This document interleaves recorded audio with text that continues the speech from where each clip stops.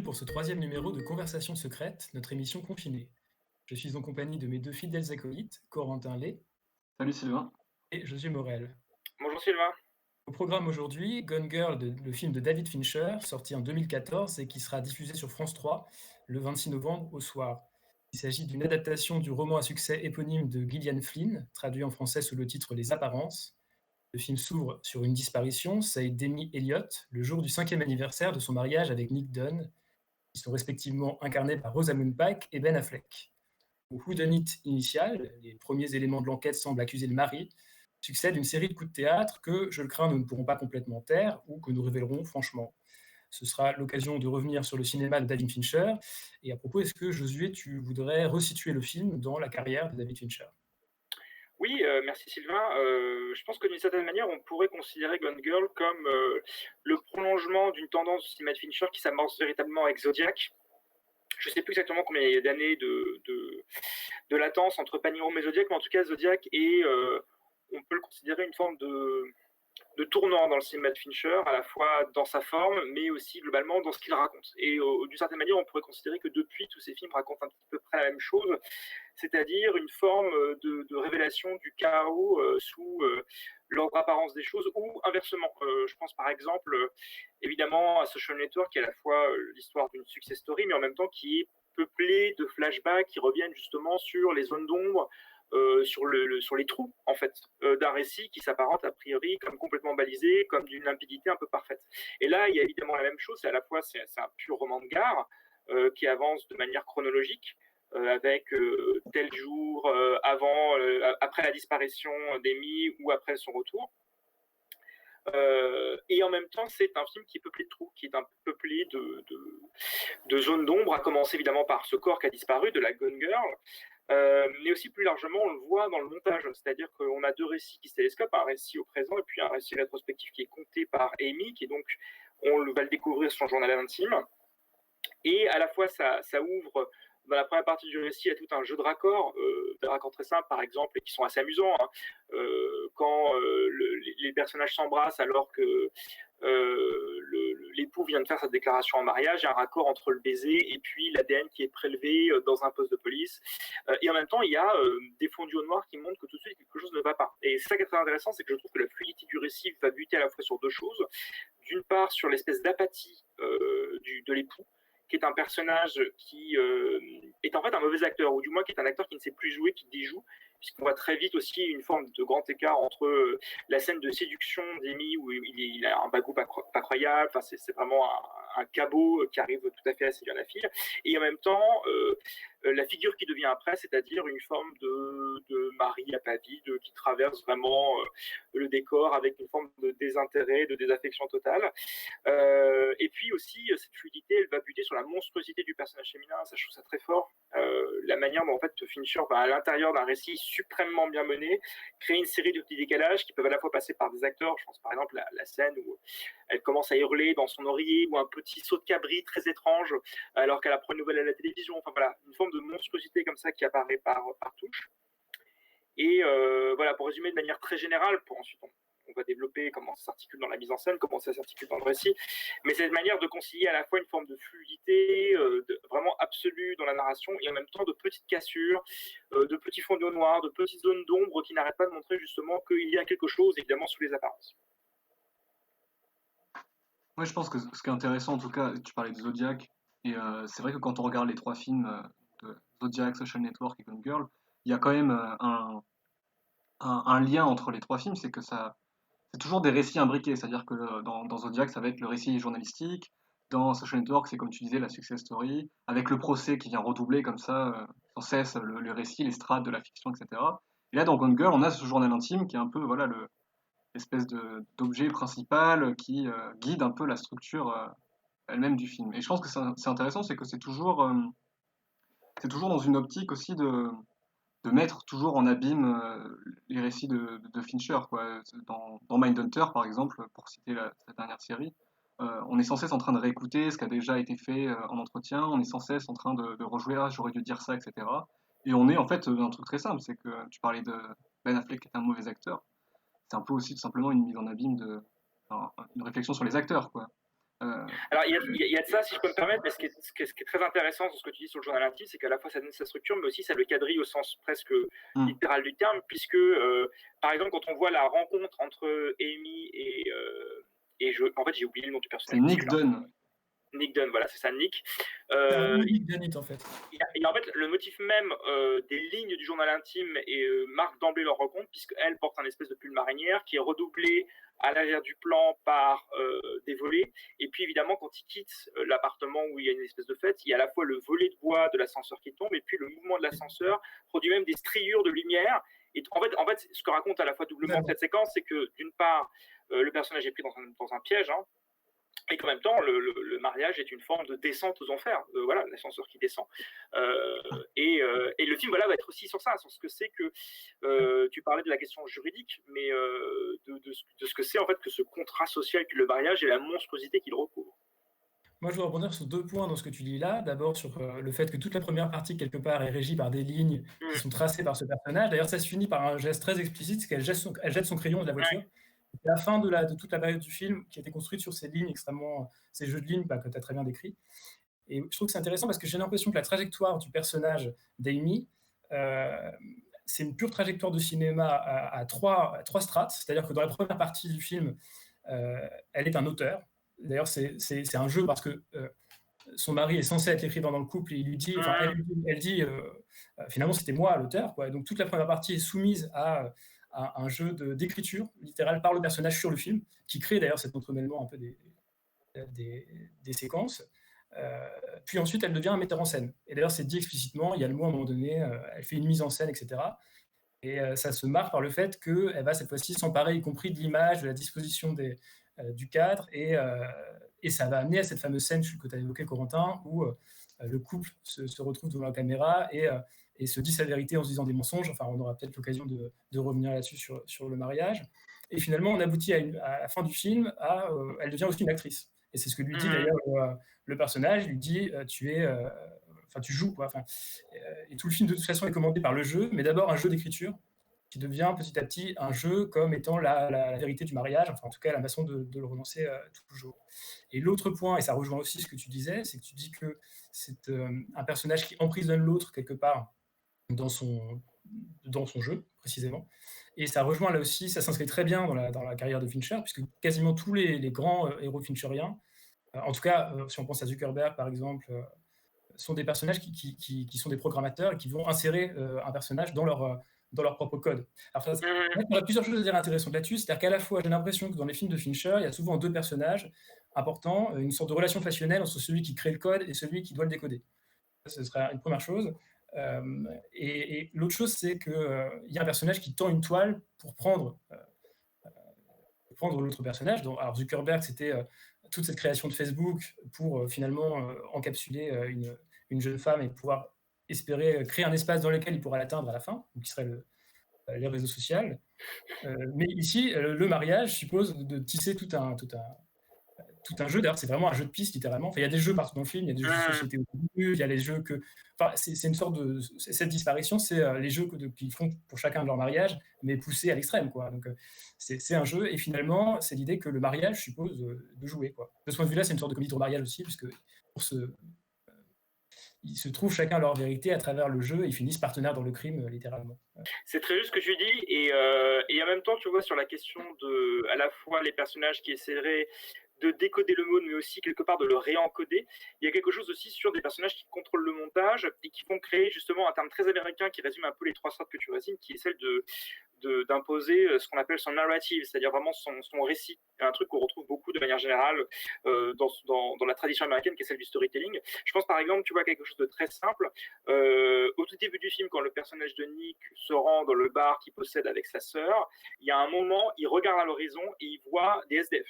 Et que d'emblée, ça s'inscrit dans un espèce de récit interne que sous-entend quelque part le montage, c'est qu'il serait en train de trouver potentiellement, s'il est meurtrier, un alibi possible. Tu vois. Et c'est quelque chose qui va être construit aussi de manière plus large dans la manière dont les scènes de journal intime se reconstituent. Comment, en fin de compte, chaque personnage essaye aussi de recomposer la matière même du montage et du récit Alors évidemment, ça culmine, je trouve, dans toute la partie où le personnage d'Amy se trouve à la fois prisonnière, donc actrice, et qu'en même temps, elle contrôle une espèce de centrale d'image et de caméra, qui est donc cette espèce de chalet que possède son ex-amant. Et là, on arrive à quelque chose qui aussi m'intéresse et que j'aimerais préciser, puisque bon, aussi l'intérêt de ces émissions, c'est de revenir 5, 6, voire 10 ans après sur des films qui sont sortis.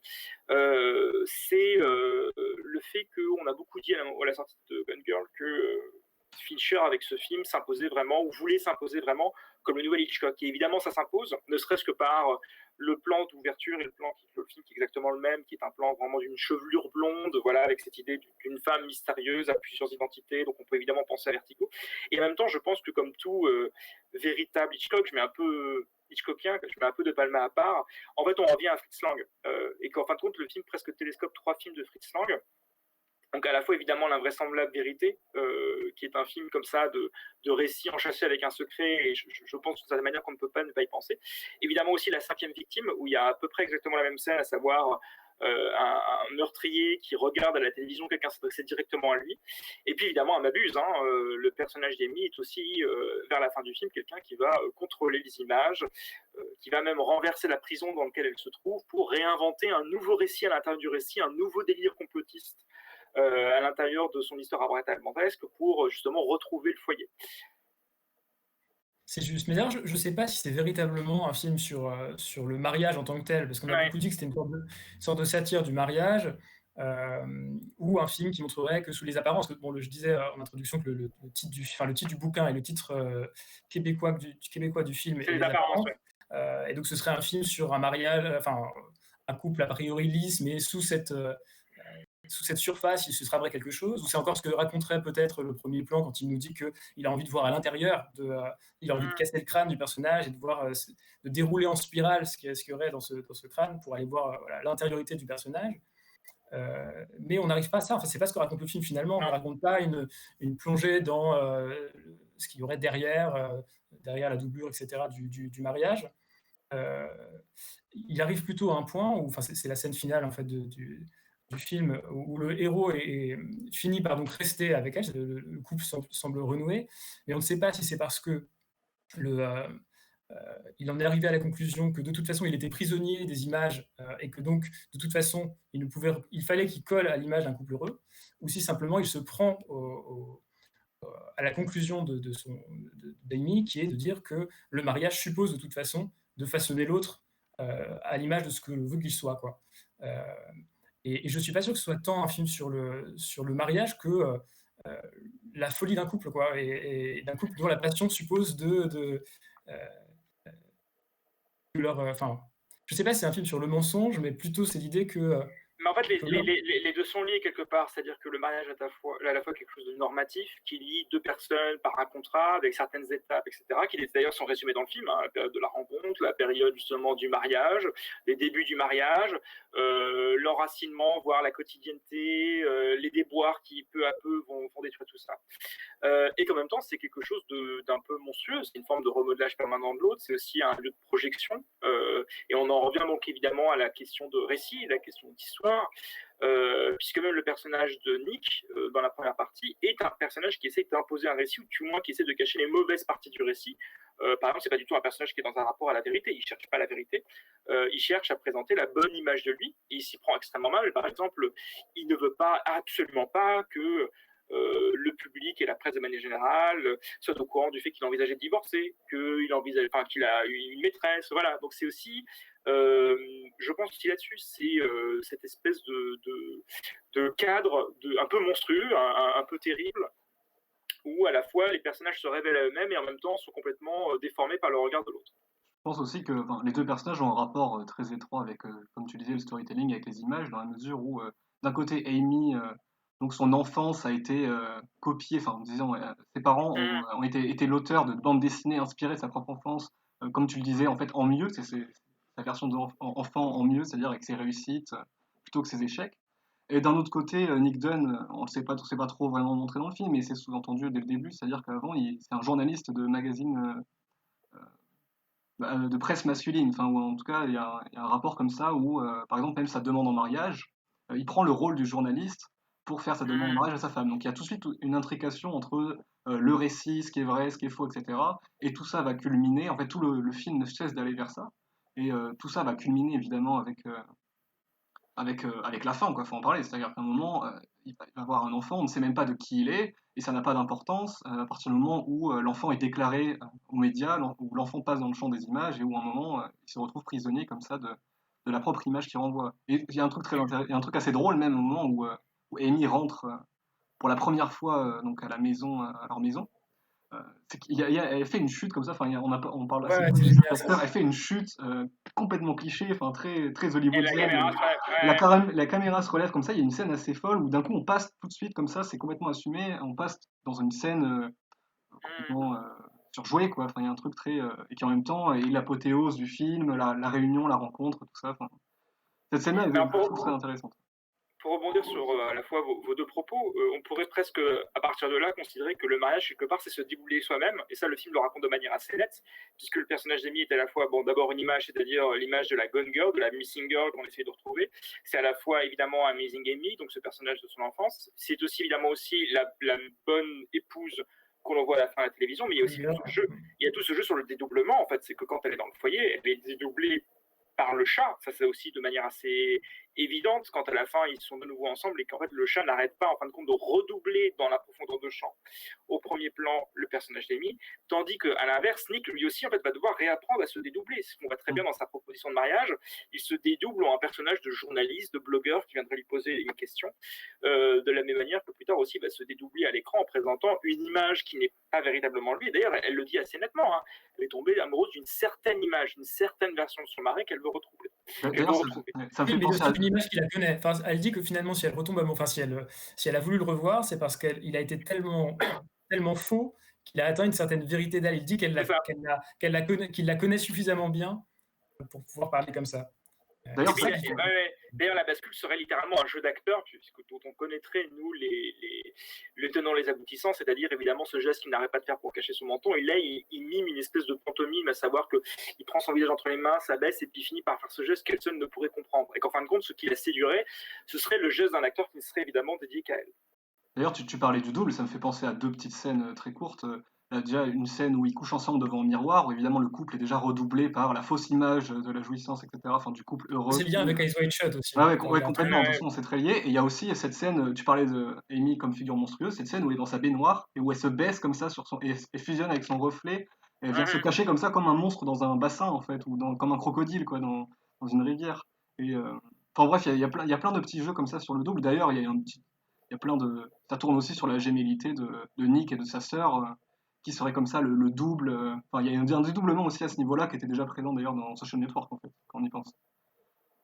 Et ça, je pense que ouais, c'est quelque chose que Fincher fait très bien. Et voilà, il y a plein de choses Et à c'est ce faire qui est fin, là-dessus. je trouve, aussi, dans la première partie. Enfin, tout le récit qui est fait, on a dit qu'il y avait une sorte d'entremêlement entre le récit qu'en donne Amy et puis le récit qu'on aurait, enfin le point de vue qu'on aurait du mari. Euh, il y a aussi une sorte de jeu sur le double en permanence. Tout à l'heure, tu parlais du raccord assez drôle entre le baiser du couple et puis le prélèvement salivaire que lui fait la policière ensuite. En fait, le statut même d'un raccord comme ça est pas évident dans le film. C'est-à-dire que est-ce que il s'agit de dire que on a un plan entre ce qu'est un couple à ses débuts et ce qu'il arrive au bout d'un certain moment, c'est-à-dire que ça devient quelque chose de purement hygiénique alors qu'au début il y a une forme de passion. Est-ce que c'est juste une intrication entre le récit fictionnel du personnage, donc une sorte de passé fantasmé, et puis la réalité, etc. Ou est-ce que c'est pas vraiment un rapport d'image à image et presque un prélèvement de. Enfin, c'est les trois. C'est les trois aussi, puisque à un niveau diégétique, au niveau du récit, ce baiser scelle l'union, ce baiser scelle le contrat, alors que d'une certaine manière, enfin, tu vois, c'est aussi ça scelle aussi le fait qu'il est un suspect, le fait qu'on fasse un prélèvement d'ADN. Les deux sont, enfin, tous les niveaux à la fois que tu décris sont justes. Et je suis pas sûr qu'il faille en choisir un seul, quoi. C'est aussi ça la force de la mise en scène de Fincher. C'est ça, je trouve.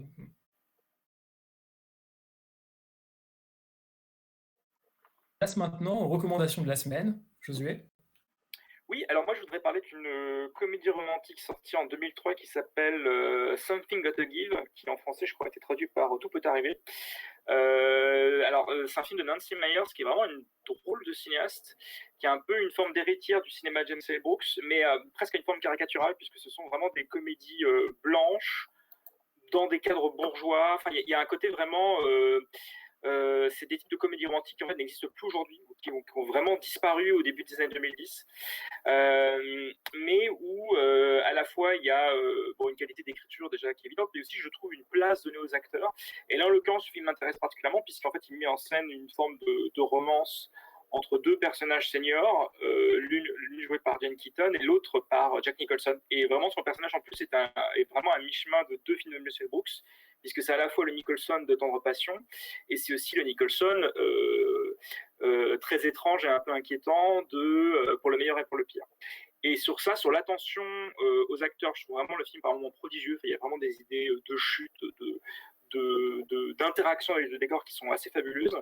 Et c'est aussi un beau film sur une relation amoureuse entre seniors. Alors dit comme ça, c'est pas très excitant, mais en tout cas, voilà, il y a des choses que j'ai jamais vues dans d'autres films américains. Par exemple, la première scène d'amour entre les deux personnages et le personnage de Diane Keaton qui fond en larmes parce qu'en fait, elle pensait qu'elle ne serait plus jamais en contact avec la peau d'un homme. Et ça, par exemple, c'est quelque chose que j'ai jamais vu dans un film.